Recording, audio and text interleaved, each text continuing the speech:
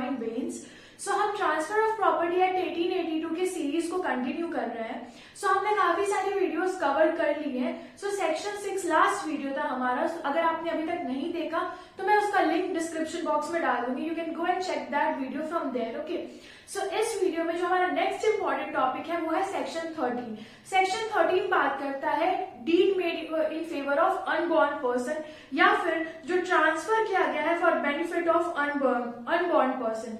Okay, जब हमने section 5 को पढ़ा था तो हमने यही चीज पढ़ी थी कि कोई भी जो हम ट्रांसफर ऑफ प्रॉपर्टी के डेफिनेशन को जब हम कवर कर रहे थे तो हमने ये पढ़ा था कि जब एक पर्सन जो ट्रांसफरर है वो ट्रांसफरी को जो ट्रांसफर कर रहा है किसी भी प्रॉपर्टी को, तो वो एक लिविंग पर्सन को ट्रांसफर कर रहा है। जब वो किसी भी प्रॉपर्टी को प्रेजेंट में या फिर फ्यूचर में किसी एक लिविंग पर्सन को या एक से ज्यादा लिविंग पर्सन को किसी भी प्रॉपर्टी को ट्रांसफर कर रहा है तो वो ट्रांसफर ऑफ प्रॉपर्टी के एम्बिट में आता है, राइट।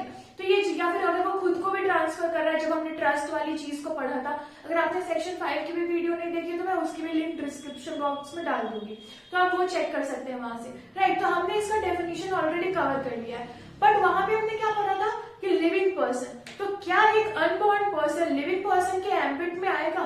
क्योंकि अभी तक वो पर्सन तो एग्जिस्टेंस में भी नहीं आया है वर्ल्ड में, क्योंकि unborn person is what is either it is a foetus और it hasn't come into existence into the world, right. तो हम इस चीज की क्राइटेरिया को देखेंगे। So by the end of the video you will get to know कि क्या एक अनबॉर्न पर्सन को आप प्रॉपर्टी ट्रांसफर कर सकते हो या नहीं कर सकते हो।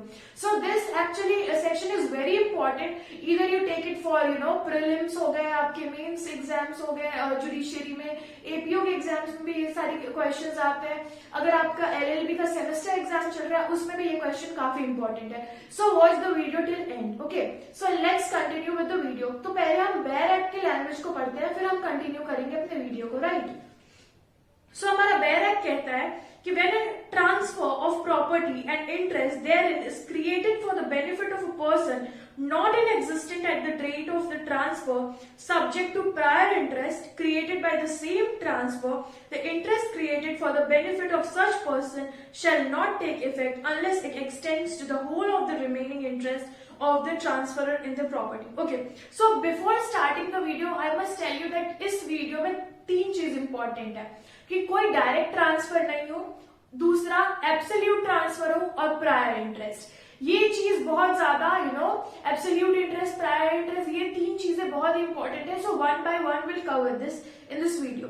सो लेट ओके, तो पहले केस लॉ हम देखते हैं, that is in the case of T Subramanya Nadar versus T Vardha Ranjan. इस केस में जो सेटलर था he made a prior interest of the property in the name of his wife and after that उसके 2 सन्स के लिए, right, that after the survival of the two the property will be transfer to the beneficiary that is to settler's unborn child, उसके unborn child को।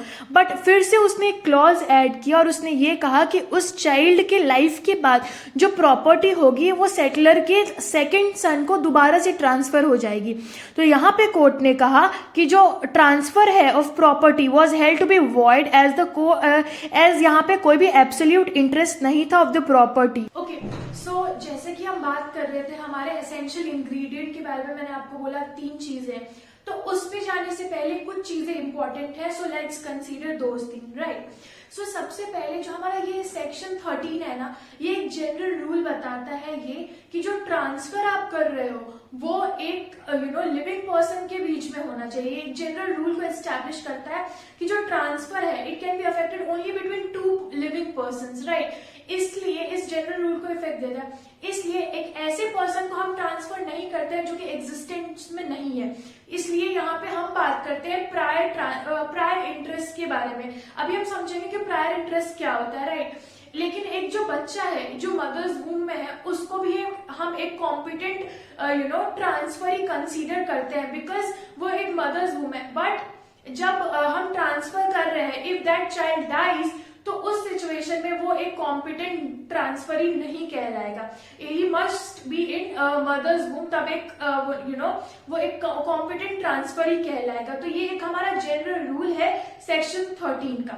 अब हम एक prior interest की बात करते हैं, राइट। एक एग्जांपल से समझते हैं प्रायर इंटरेस्ट क्या होता है। ओके, सो लेट्स से ए है, वो अपने अपनी प्रॉपर्टी बी को ट्रांसफर करता है, राइट। वो अपनी प्रॉपर्टी बी को ट्रांसफर करता है लाइफ टाइम के लिए, और उसके बाद वो कहता है कि बी से वो प्रॉपर्टी जाएगी सी को, राइट। सी से वो कहता है वो प्रॉपर्टी जाएगी डी को। अब डी के बाद वो ये कहता है कि डी के बाद वो जो प्रॉपर्टी है वो बी के बच्चे को जाएगी, बी के अनबॉर्न चाइल्ड को जाएगी। सो यहाँ पे क्या हो रहा है कि ए से वो प्रॉपर्टी गई बी को for life interest, then again वो प्रॉपर्टी पोजेशन में गई बी से सी को for life interest again, and then फिर सी से वो प्रॉपर्टी फिर से पोजेशन में गई डी तक फॉर लाइफ इंटरेस्ट। नाउ अब यहां से जो डी से बी के अनबॉर्न चाइल्ड को जाएगी, लेट्स से कि बी का जो अनबॉर्न चाइल्ड है उसको लेट्स से जेड है, उसको जाएगी, ये हुआ हमारा एब्सोल्यूट इंटरेस्ट।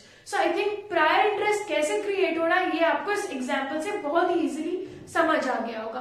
अब हम इसके एसेंशियल इंग्रेडिएंट समझते हैं कि पहला है हमारा कोई एक डायरेक्ट ट्रांसफर आप नहीं कर सकते हो, आपको ट्रांसफर करने के लिए एक प्रायर इंटरेस्ट पहले क्रिएट करना होगा, फिर उस पर्सन को जो पर्सन एग्जिस्टेंस में है उसको ट्रांसफर करना होगा, और तब एक एब्सोल्यूट इंटरेस्ट क्रिएट होगा, तब फाइनली उस अनबॉर्न पर्सन के पास वो प्रॉपर्टी जाएगी जब वो एग्जिस्टेंस में आ जाएगा। तो नो डायरेक्ट ट्रांसफर को समझते हैं। The property to the unborn is not transferred directly to him और her by the way of trust. The private trust is first made in the interest of a living person as the section clearly mentions prior interest, as I told you the same thing. Therefore, keeping the prior interest in the name of living person and then considering the unborn as the beneficiary to the property, under English law, the provision for the transfer states that abeyance of ownership makes the transfer null and void. English law में ये provision है कि अगर किसी के पास ownership ही नहीं है, एबियंस means कि ऐसे पर्सन जिसके पास ओनरशिप नहीं है या फिर प्रॉपर टाइटल नहीं है उस प्रॉपर्टी की, तो वो उस ट्रांसफर को नल एंड वॉइड बना देता है। तो इससे आपको क्लियर हो गया होगा कि पहले आप डायरेक्ट ट्रांसफर नहीं कर सकते हो अनबॉर्न चाइल्ड को, आपको एक प्रायर इंटरेस्ट क्रिएट करना होगा, right. Next is absolute interest. The transferring of the property should not be acquainted with any sort of terms and conditions, and there should be absolute interest of the unborn child. यहाँ पे आप कोई भी certain kind of terms और conditions impose नहीं कर सकते हो, absolute transfer होना चाहिए unborn child के फेवर में, राइट। जैसा कि मैं आपको बता रही थी कि जनरल रूल है हमारे सेक्शन 13 का कि ये ट्रांसफर होता है एक अनबॉर्न चाइल्ड के लिए, तो बट हमारा जो जनरल रूल है वो ये कहता है कि दो लिविंग पर्सन्स के बीच में हम ट्रांसफर कर रहे हैं, बट ये सेक्शन 13 इस चीज को बताता है कि हम जो यहाँ पे ट्रांसफर कर रहे हैं ये हम फेवर में कर रहे हैं for the benefit of unborn person, ना कि to unborn person. So there is difference between for and to, you should understand this, right. So that is the thing कि यहाँ पे it should not be acquainted with any sort of terms and conditions, and there should be absolute interest of the unborn child. Okay, so further it says that the transfer will not affect after creating any life interest to someone who is not alive. ऐसे person को आप transfer absolute interest भी नहीं effect में आएगा अगर वो person जीवित पैदा नहीं होता है। तो for example the death of the beneficiary, the property will be transferred to some person other than the heirs or successors of the beneficiary. If the transferor wants to create the life interest of the person who are alive at the time of creation trust, then he or she can proceed for it and it will not adversely affect the trust of transfer the property to the beneficiary, right? Okay, जैसा कि मैं आपको अभी example दे रही थी कि A जो है वो B को प्रॉपर्टी ट्रांसफर करता है, फिर B से C, C से D को, और D के बाद फिर कहता है कि वो जो प्रॉपर्टी होगी वो B के अनबॉर्न चाइल्ड को आएगी, right. So by the time D से वो प्रॉपर्टी B को जा रही है तब तक वो अनबॉर्न चाइल्ड एग्जिस्टेंस में आ जाना चाहिए।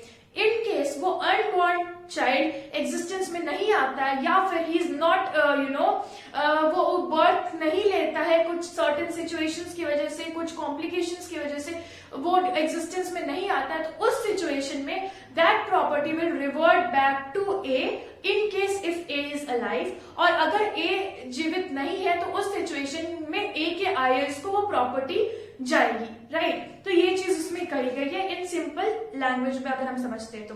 प्रायर इंटरेस्ट हमने देख लिया। तो property is transfer to the unborn child by machinery of trust, no direct transfer can be made to the the child as it is non-existent. Interest is first created in the name of any living person after whose survival the beneficiary will automatically have the absolute interest in the property.